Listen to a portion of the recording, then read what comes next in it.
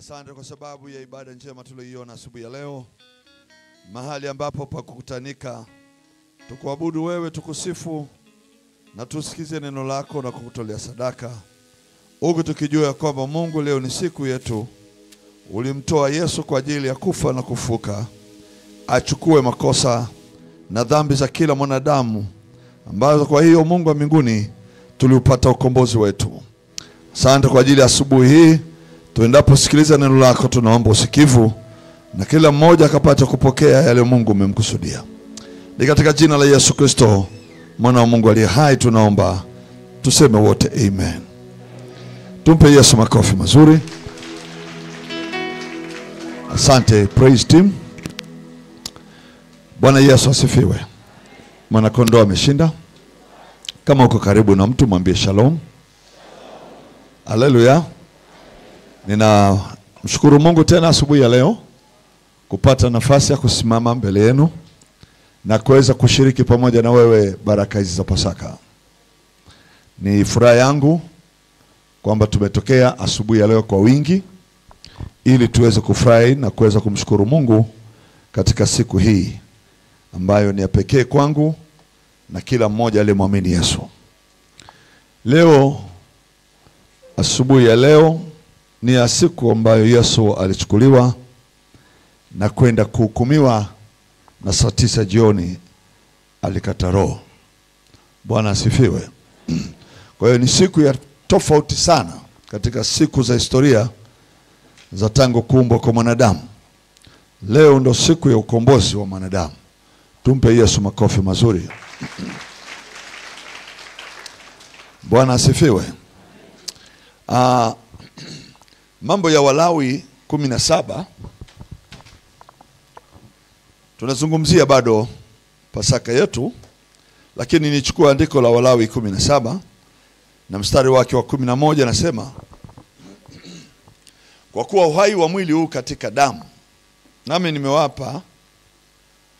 nimewapa ninyi hiyo damu juu ya madhabahu, ili kufanya upatanisho kwa ajili ya nafsi zenu. Kwani ni hiyo damu ifanyayo upatanisho kwa sababu ya nafsi. Bwana asifiwe. Leo ndo siku damu inamwagika ya Yesu. Leo ndo siku uhai wa Yesu unatoka. Na unatoka kwa sababu ya kufanya upatanisho. Amen. Uhai wake uko katika damu yake. Na katika uhai wake Mungu anaruhusu mwenye dhambi aliyejua kwamba anastahili hukumu na mauti kuja mbele zake na kudai upatanisho. Amen. Mimi naliangalia jambo hili la leo kwangu. Kama asingalikufa leo, ingeliwezekanaje tukakutana? Kama hakutoa damu yake, uhai wake, kwa ajili ya kupatanishwa na Mungu, ingeliwezekanaje leo tungelikuwa hapa? Sidhani kama tungelikuwa hapa. Amen. Sidhani. Na hii siku ya leo ilifanywa kuwa ukumbusho, kama maandiko yanavyosema. Ni ukumbusho. Biblia inasema kwenye Agano la Kale na katika Agano Jipya pia, unaposoma Mathayo 26:26. Ni ukumbusho wa Mungu kuonyesha upendo kwa mwanadamu, hata kamtoa mwanae tena wa pekee awe ndio atakaye tulipia sisi gharama dhambi, gharama ya dhambi. Haleluya. Gharama ya dhambi, ndugu zangu, haiwezi kulipwa kwa fedha, haiwezi kulipwa kwa mali, kwa sababu hakuna kitu kinachoweza kuiondoa dhambi wala kumkomboa mwanadamu na dhambi. Uhai wa Kristo ulipotoka katika siku ya leo. Namba moja, kabla hajaenda kukuweka uwe huru wewe. Amen. Uhai wake ulienda wapi kwanza? Bwana asifiwe. Kabla hajaenda kwa Baba na kile kipawa cha damu yake kusema wasamehe hawa, alienda wapi kwanza? Hapo napo ni muhimu. Alienda mahali pa mauti yangu, niliposhikiliwa kifungoni. Akaenda kule mahali pa mwenye dhambi tangu Adamu, na hata wale walioko hapa leo na wale watakaozaliwa, waliokuwa kwenye kifungo cha mauti na dhambi. Alienda kifungoni. Hebu fungua na mimi Waebrania. Uhai wake, damu yake. Maana anasema uhai wake uko katika damu. Uhai wake ulienda wapi? Amen. Naomba nione hiyo siku ya leo jambo hili litokee kwetu wote. Amen. Alienda wapi? Hebu muulize jirani, alipokata roho alienda wapi? Naomba nikuonyeshe kwenye Waebrania 2:14 na 15.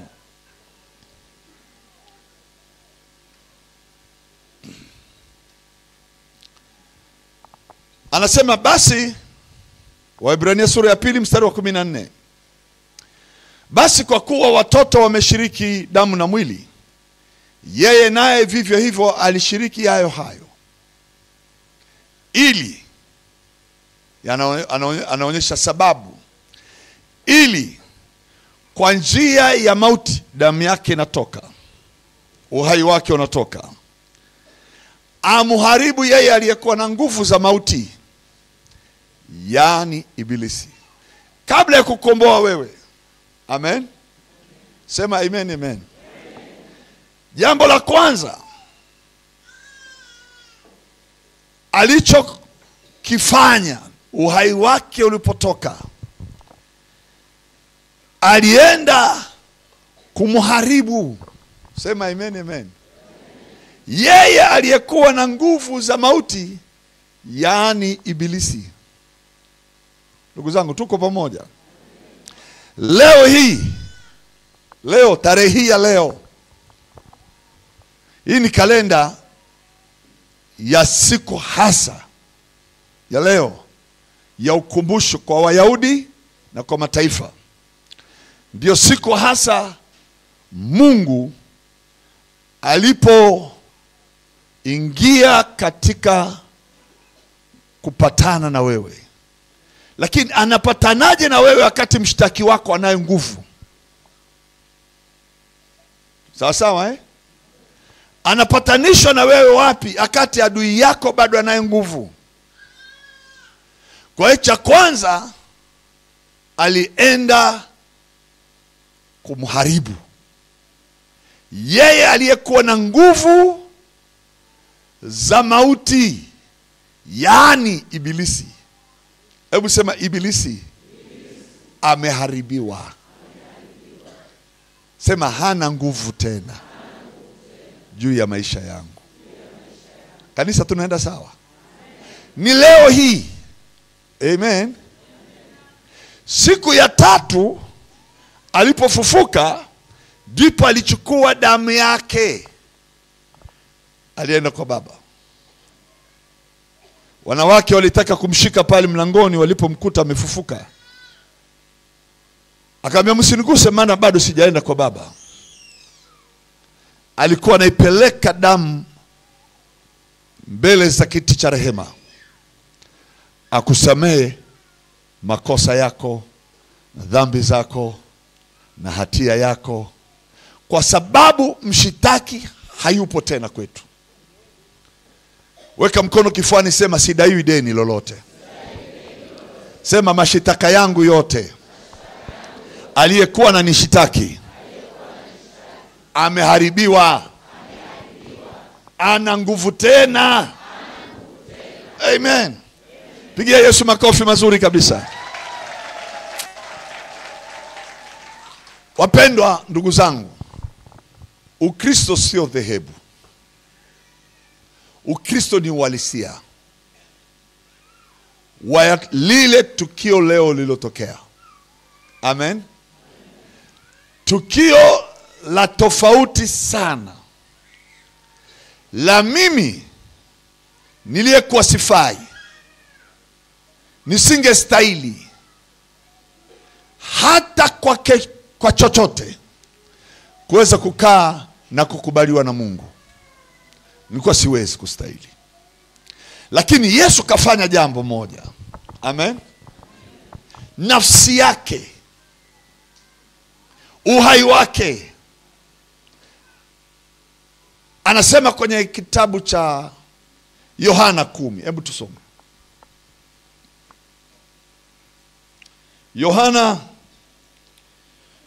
sura yake ya 10.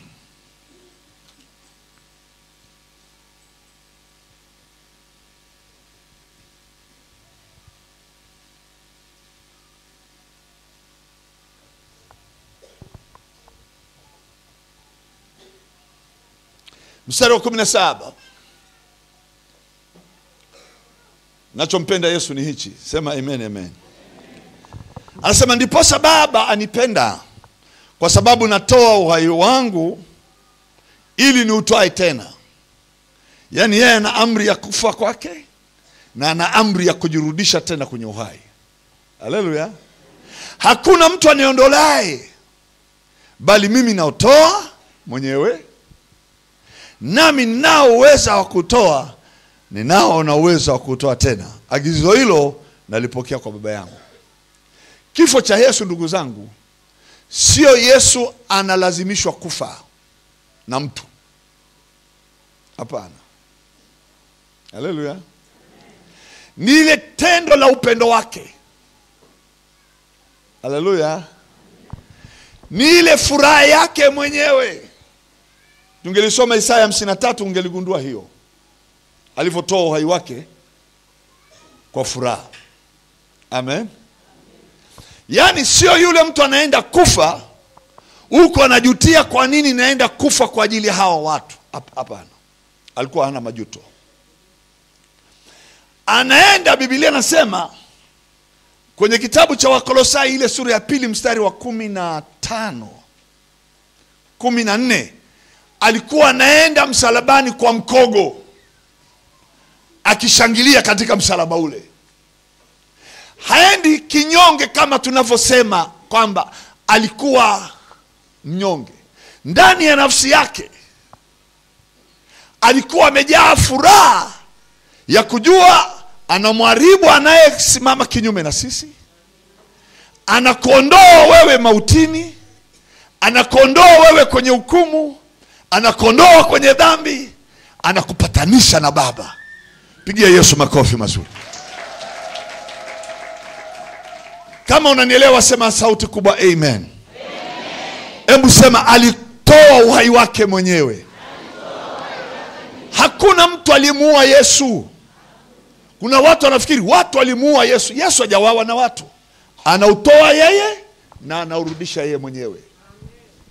Sisi tulihusika kuonekana kama wanadamu ili tupate damu, tupate upatanisho. Haleluya. Hata waliomchoma mkuki alisema Baba wasamehe hawa. Sio kwamba wahesabiwa hatia, wasamehewe. Sema amen, amen. Haleluya. Piga kelele sema nimesamehewa. Sema adui yangu amenyang'anywa nguvu na ameharibiwa kabisa. Tunaenda sawa sawa. Hebu sema ameutoa uhai wake kwa ajili yangu. Bwana asifiwe. Bwana Yesu asifiwe. Hebu fungua Mathayo 16. Uone kitu ambacho Yesu anakwenda kumkemea Petro.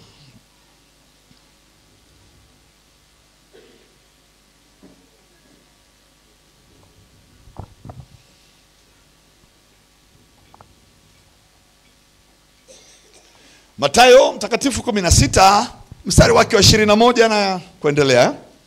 Inasema hivi, tangu wakati huo Yesu alianza kuwaonya wanafunzi wake ya kwamba inampasa kwenda Yerusalemu na kupata mateso mengi kwa wazee na wakuu wa makuhani na waandishi na kuwawa na siku ya tatu kufufuka. Yesu anaongea na wanafunzi, anambia tunatakiwa tutaenda Yerusalemu na mimi nitaenda kuwekwa kwenye mikono ya wazee, waandishi, makuhani, wakuu. Amen.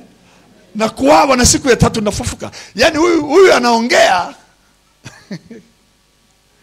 ingelikuwa ni mimi na wewe, ninajua naenda kufa, si ningetoroka?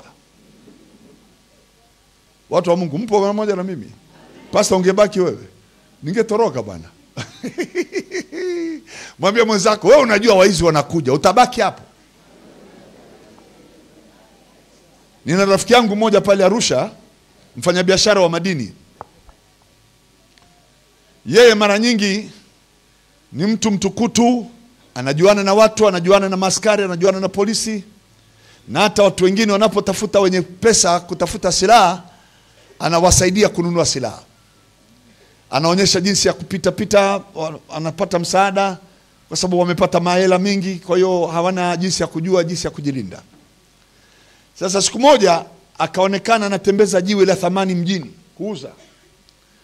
Jiwe la hela mingi, na waizi nao wakapata habari jamaa anauza jiwe. Na ni kijana mdogo tu. Kwa hiyo usiku saa 4 akaonekana anaingia kwenye geti la nyumba yake. Amejenga nyumba nzuri, naye ana pesa yake, jenga nyumba nzuri sana. Anaingiza getini gari, geti linafungwa, hana haja mlinzi. Kaingia ndani, kala chakula na mke wake, akasikia uko nje pu risasi. Akamwambia mke wake, hawa jamaa hawakufati wewe, wananifuata mimi, maana wameniona naenda uza jiwe leo mjini. Akaenda kule mahali ambapo mafundi wa umeme wanatoboaga shimo la darini lile, si ndio Akaenda huko, mke wake kamsaidia kupanda. Wale jamaa wanavunja hizi kufuli za mlango bila tatizo. Wakaanza kumwambia mama, yuko wapi mume wako? Yeye jamaa alijua ni mimi natafutwa.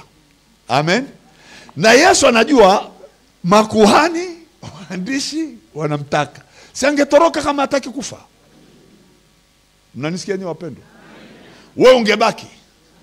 We ningeruka hata ukuta, ningeondoka. Nife, sifi, nakimbia. Bwana Yesu asifiwe. Lakini yeye alikuwa anajua anaenda. Huyu bwana kaingia huko juu ya dari, anasikia kelele anazoambiwa mke wake, tutakuwa, tuambie yuko wapi. Mama anasema kweli hayupo. Anasema tumemwona anaingia kwa gari, ameingia sahi. Mama anasema basi ameingia lakini hajaingia humu. Anasema mama unacheza na sisi, akapiga pa. Jamaa kumbe alikuwa hapa juu, akajua mke wangu ameisha. Kojo ukaanza kumtiririka. Ceiling board sijui ni magypsum hayana hata haibu, yakaanza kuteremsha mko. Wakasema huyu hapa. Jamaa alikuwa anakimbia huko juu. Nani anakubali kufa? Hamna. Lakini yuko mmoja aliyekubali kufa kwa ajili yetu. Yuko mmoja aliyekubali kwenda msalabani, wala haogopi mauti, hajali mapigo atakayopigwa. Nataka tuione siku ya leo ni ya baraka kwetu. Tumempata aliyechukua mauti ya kila mmoja wetu na dhambi yake. Mpigie Yesu makofi mazuri kabisa. Haleluya. Muulize jirani yako, wewe ungebaki? Wangapi wangebaki? Nyanyua mkono. Hamna. Hata wamama hawa wanyanyui. Haleluya. Mstari wa 22 anasema Petro akamchukua, yani akamwambia Yesu tuongee pembeni. Akaanza kumkemea Yesu na kumsema, akisema, hasha Bwana, hayo hayatakupata. Yani Petro anajaribu kumwambia Yesu, wacha mambo ya kuongea utakufa Bwana, hayatakutokea hayo. Unaona Yesu akageuka akamwambia Petro, nenda nyuma yangu shetani, kikwazo kwangu, maana uyawezi yaliyo ya Mungu bali ya wanadamu. Swali, kwa nini Yesu alimkemea Petro? Na kati Petro anaonekana anataka kumsaidia Yesu asife. Haleluya. Ngoja nikwambie hivi, Petro hakuwa shetani, ila shetani aliingia kwenye kinywa cha nani? Cha Petro, na kumuonyesha hivi, usikubali kwenda kufa. Shetani huyo sisi tunamwona ni Simeoni anaongea Petro, lakini kumbe sio Simeoni. Shetani alijua kitendo cha Yesu kufika msalabani, nguvu zake na kazi zake zimekwisha. Alijua sintakuwa na nguvu tena ndani ya hao watu. Haleluya. Alijua anaenda kumalizwa nguvu zake zote. Naomba tumwangalie Yesu alivyokuwa na upendo kwetu. Yaani anashawishika asikubali kufa, na anayemshawishi asikubali kufa sio Simeoni, japo alitumia shetani kinywa cha Simeoni Petro. Bwana asifiwe. Na alimwambia kabisa, rudi nyuma wewe, uyawezi ya Mungu wewe. Maana yake kusudi la Mungu uliwezi. Utayaweza kuyashinda makusudi ya wanadamu, lakini ya Mungu huwezi kuyashinda. Ya Mungu lazima yafanyike, ya Mungu lazima yashinde. Sema amen, amen. Pigia Yesu makofi mazuri. Haleluya. Nilishawahi kumsikia mhubiri anasema shetani alimuua Yesu akifikiri amemshinda. Namuulizaga huyo jamaa alipata wapi hilo andiko? Shetani hawezi kumuua Yesu. Yesu anatoa uhai wake mwenyewe. Hello. Hey. Yaani hebu nikuulize swali wapendwa. Wewe ndio unavamiwa na waizi, si ndio? Alafu unazo silaha za kujilinda. Unawaambia waizi, ndugu yangu mimi ninazo silaha, chukueni. Alafu muingie ndani. Nitajitetea ndugu yangu. Siku moja tulishawahi kuvamiwa na waizi kwenye nyumba fulani. Bwana asifiwe. Mimi nilishawahi kuvamiwa nyumbani na majambazi zamani. Sasa hivi sijui kama wanaza, kwa sababu sijui kama wanajua. Mungu amenibariki. Haleluya. Walikuja nyumbani kwangu, risasi zilipigwa. Mimi nimelala usingizi, ninakoroma kama ninavyoambiaga na koroma. Sina habari huku nje milipuko ya risasi, na kuna majirani tayari humo ndani nao wanapiga vilio. Majirani nilikuwa nao, kila mmoja ana sauti yake ya kulia.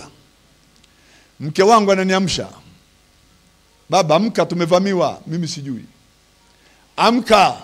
Nakuja kuamka hivi, watu wako chumbani na bunduki. Mimi nilisema tu in the name of Jesus. Tena nilisema hivyo, sikupaza sauti sana. Nilijua sina silaha, sina sauti ya kusema ui, lakini nalo jina pekee ambalo kwa hilo jina kila goti linapigwa na kila ulimi unakubali Yesu ni Bwana. Nilisema tu in the name of Jesus. Yule bwana aliyetangulia mbele alikuwa na bastola, na aliyemfuata nyuma ana bunduki kubwa. Yule waliye nyuma akamwambia yule wa mbele, mpige risasi huyu jamaa kichwani. Kwa nikaekewa bastola mbele ya mke wangu na watoto wangu wawili. Nikajikuta nimerushwa huko kwa kwenye kitanda upande huu, nikaangukia kwenye upande wa pili wa kitanda. Alafu nikasikia dalili za kama ni damu zinanimwagika. Lakini mbona sijafa? Najaribu kufungua macho, naona kama kila sehemu ya macho damu imemwagika. Alafu jamaa mwenye silaha kubwa anamwambia yule mwenye silaha ndogo, kamwangalie tena kama ameshakufa au bado. Kwa hiyo amekuja sasa kuniangalia, akanimulika na tochi hivi. Akamwambia huyu jamaa ameshakufa. Nasikia kabisa na namuona huyu jamaa kabisa huyu. Namuona huyu. Anasema nimekufa. Akaondoka, wakaacha mke na watoto, wakaenda. Dakika hiyo hiyo mimi nikainuka. Utafikiri mzimu fulani hivi. Nikamka. Nikamwambia mke wangu, "Shh, niko poa." Ni kama amenisikia. Na mimi Mungu akaniambia, "Lala tena." Nikarudi tena kulala. Vile vile. Jamaa wakaja haraka tena wakaniangalia. Wakaondoka, hawakurudi tena. Nikanyanyuka, nikapanguza damu. Nikamwambia mke wangu, "Angalia nimeumia wapi?" Hamna hata mahali pamoja. Hata kuchubuka. Damu imejaa mpaka kwenye ukuta, kwenye kitanda.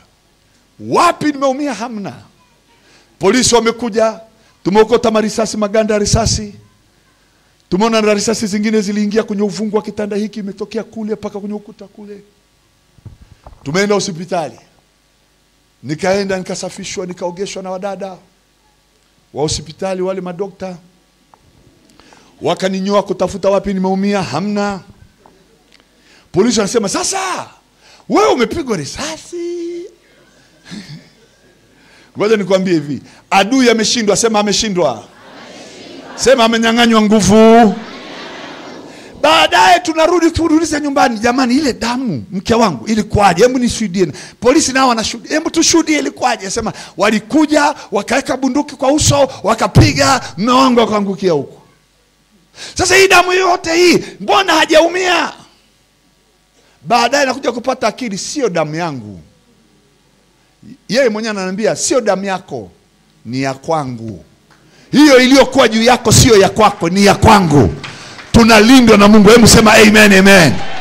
Piga kelele, sema tumemshinda yule mwovu kwa damu ya mwana kondoo. Mpaka leo wale jamaa walikamatwa na wao wakapigwa chuma. Nikangojea watamka kama mzimu, hawana damu ya Yesu, wakaishia. Polisi waliwamaliza.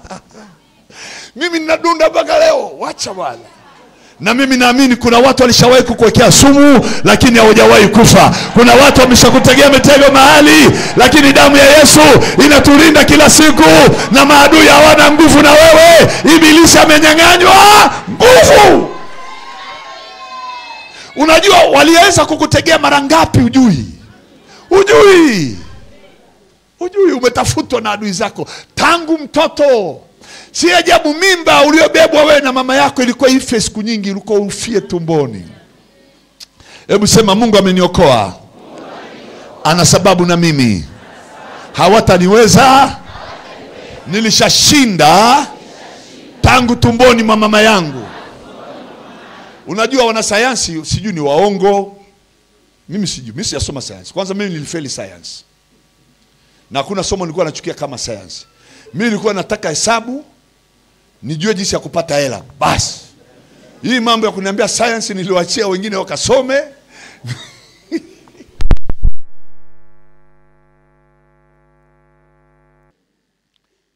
Amekwisha haribiwa. Turudi kwenye Waebrania tena pale 2 nimalizie mstari wangu.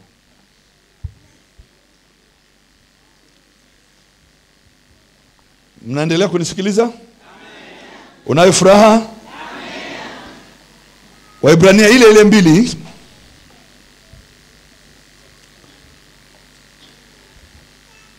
Narudia ule mstari wa 14. Kwa kuwa watoto wameshiriki damu na mwili, yeye naye vivyo hivyo alishiriki hayo, ili kwa njia ya mauti Yesu aende msalabani, amharibu yeye aliyekuwa na nguvu za mauti, yani ongeza sauti kabisa, yani tena kwa sauti tena.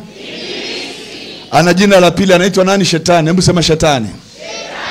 Ana jina la tatu anasema anaitwa joka kuu. Sema joka kuu. Haleluya. Huyo jamaa ameharibiwa hapa. Tunaenda sawa eh? Si ni sawa eh? Si ni maandiko, kwani mimi naongea? Bwana Yesu asifiwe. Kama ameharibiwa, kuanzia leo acha kumogopa. Utasafiri, utapanda mlima wa Mbalizi, amna ajali itakayokuona njiani. Amna. Haleluya. Mimi niliwaza sana, kwa nini hii barabara ya Mbeya haimaliziki, haitengenezeki, imekaa hivyo hivyo miaka yote, wakati kuna barabara za mitaani mpaka Sumbawanga wamewekewa barabara nzuri. Hapa kwa nini mpati hapa? Wanataka nini hapa? Siku moja, ngoja nikwambie, tulikuwa tunaenda Mererani, tunatoka Arusha mjini tunaenda Mererani na marafiki zangu wawili. Tunaendesha gari inaitwa Nissan. Tukafika mahali basi la Dar es Salaam limeungua asubuhi.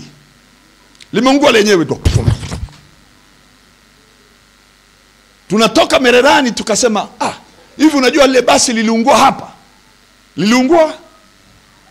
Ile tunasema liliungua hapa na gari letu likashika moto. Yaani ile kusema tu. Lakini tukalizima tukaondoka. Kumbe hawa jamaa wapo kweli. Sasa hizi ajali hapa sio kwamba gari inakosa breki. Hapana. Siku moja nilikuwa naenda kwenye mkutano Kenya. Nasafiri naenda Kenya. Bwana asifiwe. Amen. Nikiwa njiani, mimi huwa napenda kulala usingizi. Hata nilipokuwa nasafiri juzi hapa, bwana mdogo alikuwa akiendesha. Napiga usingizi na nakoroma. Sina hofu. Amen. Mimi sio ile kuangalia hivi kuna nini na dereva punguza. Mimi nalala. Sinajua nalindwa. Sinajua na askari walio upande wangu. Walio upande wangu ni wengi kuliko wa yule adui. Sema amen, amen. Sasa niko na mhubiri rafiki yangu, tunaenda kwenye mkutano Kenya. Tumepanda gari, sio gari langu, tumepanda shuttle zinazoenda airport Nairobi, ambapo wazungu wengi wanaenda airport Nairobi, wanapanda hizo gari shuttle, costa zile ni special kwa ajili ya kwenda airport. Tumekaa, mimi nikaanza usingizi hapo njiani. Ghafla ajali hii hapa nimeiona. Bwana, kuna ajali nimeona. Nasema mwenzangu namwambia mhubiri. Nikapata tena usingizi. Nimeona mara ya pili. Akaniambia sasa vipi tuombe? Akasema tulia kwanza. Hapa tujafika boda ya 3. Kaambia bwana, mbona ajali? Bwana Yesu asifiwe. Tukavuka boda. Tuko upande wa Kenya. Hiyo tena. Mara ya 4. Mara ya 5 nikasikia huyu jirani yangu hapa, huyu Muhindi huyu ametoka akawa sio mtu. Akaenda chini kwenye gurudumu ya magari, akafungua pipe za mafuta ya breki. Alafu sijui akafungua vyuma gani. Yaani nimemwona, alafu nikasikia nikashtuka. Nini? Nikaona gari inaenda porini. Nikamwambia mwenzangu, huyu jamaa huyu nimemwona kitoka kienda kufungua gari chini. Sasa nikamwambia ilikuwaje, maana yule pastor mwenzangu na sasa halali kila saa anaangalia mbele kwa jina la Yesu. Mimi napiga usingizi, yeye anaendelea kuomba. Amen. Sasa mimi nimemwona huyu Muhindi huyu. Gari limejaa wazungu na Wachina. Wanaenda airport, wanaenda ndege kwenda kupanda ndege. Akaniambia tulikuwa tunaovertake ili lori kubwa na dereva wetu yuko speed. Gari lake ni jipya, ile gari ni jipya kabisa tulilopanda. Anajaribu kuovertake, ghafla haisi katokea mbele, ikawa tugongane uso kwa uso. Na dereva wetu akaona kuliko kugongana heri tutoke nje ya barabara. Kwa hiyo tukatoka nje ya barabara. Sasa tunamuuliza dereva, vipi? Akasema nimetafuta breki sioni, nimetafuta clutch nigeuze gear na kosa. Na ni gari mpya kabisa. Kwa hiyo sasa tumenata nje ya barabara, hakuna aliyeumia, gari janguka. Ghafla akasema ile haisi kapita. Yule mwenye haisi kumbe ni mchungaji. Yuko na mke wake wanaenda kanisani. Kwa hiyo walikuwa speed. Akasimamisha gari, akatufuata kule sisi tulipo. Aliposimama tu, alipokuja kwenye gari letu, sasa wote bado Wahindi, Waarabu, wote ndani, hakuna aliyetoka. Akaja yule jamaa mpaka kwenye mlango. Mnajua milango ya Costa ya abiria wanapoingia. Mimi ndo niko mlangoni hapa. Huyu Mhindi yuko kwenye kiti cha mlangoni. Akafungua yule mchungaji mlango. Akamwambia yule Mhindi, wewe, kwani unataka kuua watu? Yule Mhindi kwenye kiti akapotea. Hakuonekana tena. Wacha wazungu waanze kuomba, Yesu, Yesu. Kumbe wazungu nao wajuaga hewa. Ndugu zangu, maadui wanaotuzunguka ni wengi. Huwezi wajua. Nyanyua mkono juu, sema tunalindwa kwa nguvu na tumeokolewa kwa nguvu ya damu ya Yesu. Hawatatuweza kwa ajali wala kwa magonjwa, kwa jina la Yesu. Alipotoweka, nakwambia hivi, hakuna mtu akumtaja Yesu kwenye gari. Wote hofu. Wote. Mchungaji akasema, nyie wazungu wote semeni Bwana Yesu. Akasema Bwana Yesu. Akawaombea wokovu. Yule Mhindi hayupo.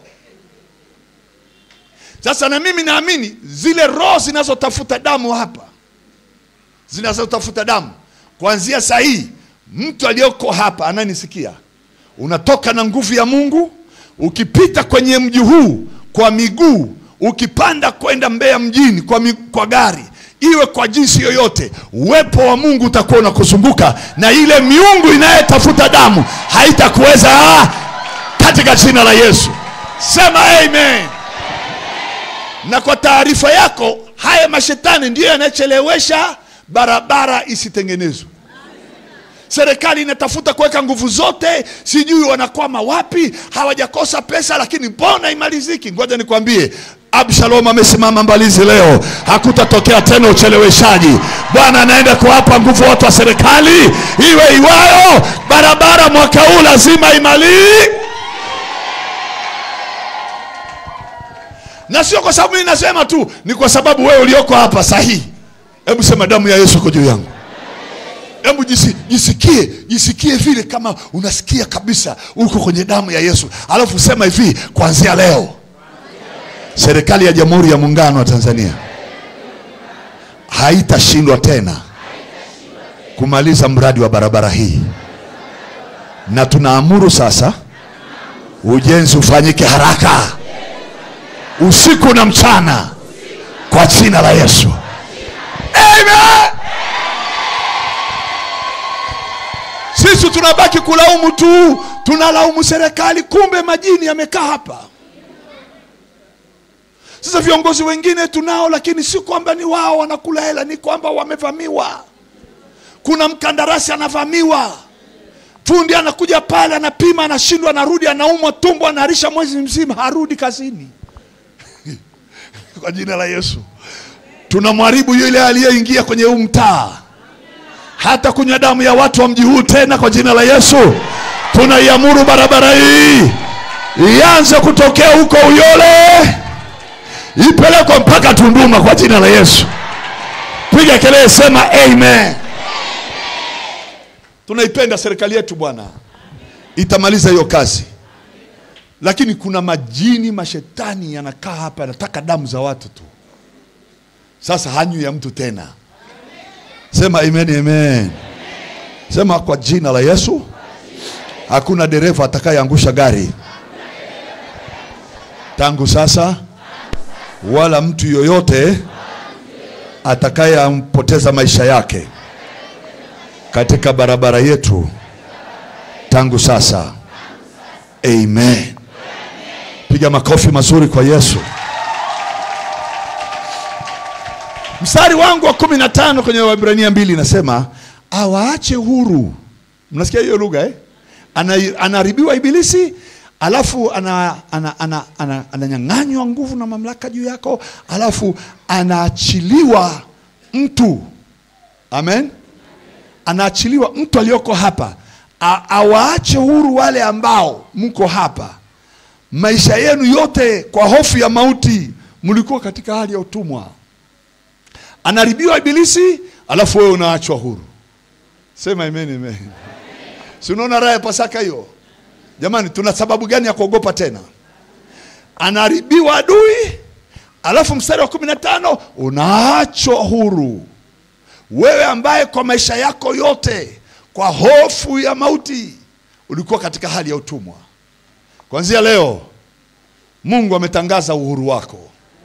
Hautalala kwa tabu, kwa hofu, kwa mashaka, wala hutafikiria maisha yanakwendaje. Yule aliyekuwa ana nguvu za mauti ameharibiwa. Hana nguvu tena juu yako. Hana mamlaka tena juu yako. Nyanyua mkono mmoja juu, sema asante Yesu. Maana ni hakika nimewekwa huru kweli kweli. Hofu ya mauti na maisha kwa sababu ya dhambi na kwa sababu ya shetani, sina hofu tena. Ameharibiwa adui yangu. Ameharibiwa kabisa yule mshitaki, ibilisi na shetani. Hana kitu na mimi tena, kwa jina la Yesu Kristo. Amen. Pigia Yesu makofi mazuri na vigelegele. Ndio maana nakwambia Yesu anaenda msalabani, haendi kwa uoga, haendi akisikitika. Anaenda amechukua masikitiko yako, amechukua uoga wako, anaenda kuharibu uoga wako. Isiwepo tena roho ya uoga ndani yenu. Sema amina, amina. Isiwepo roho ya hofu tena ndani yenu. Isiwepo roho ya utumwa tena, isiwepo kabisa. Bwana Yesu asifiwe. Mnaachwa huru kabisa. Huru kabisa. Huru. Haleluya. Nataka nikutangazia haki yako. Imeandikwa, hakuna wakufuta. Umesamehewa. Umeachwa huru. Mshitaki wako amehukumiwa, ameharibiwa. Hana kitu tena na wewe. Hawezi kupanga kitu kwako. Ninawaambiaga watu vizuri sana, hana mahesabu ya maisha yako ya leo. Ibilisi hajui. Tunaelewana watu wa Mungu? Hana hiyo asili ya kujua wewe kesho unaenda wapi. Hajui. Bwana Yesu asifiwe. Kwa kuwa umefichwa ndani ya Yesu. Umefichwa kabisa. Ukai katika hali ya udhaifu tena. Uko katika hali ya ule uungu uliokumiliki katika damu ya Yesu. Haleluya. Aliutoa uhai wake. Alimwaga damu yake ambayo ndani yake ametupatanisha na Baba. Hakuna wa kututoa kwa Baba tena. Haleluya. Hebu sema ninayo haki ya kuishi maisha ya raha bila hofu yoyote. Maana sioni wa kunibabaisha. Kwa jina la Yesu Kristo.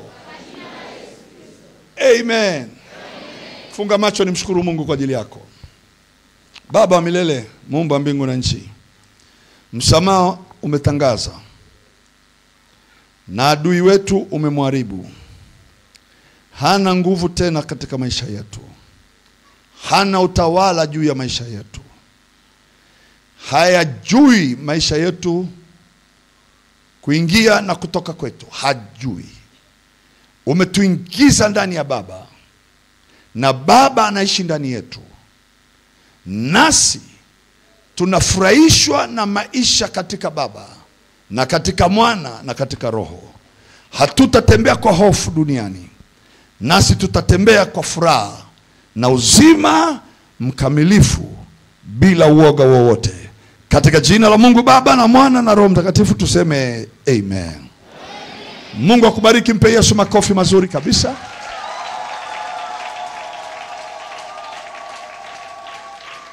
Wangapi wamebarikiwa asubuhi ya leo?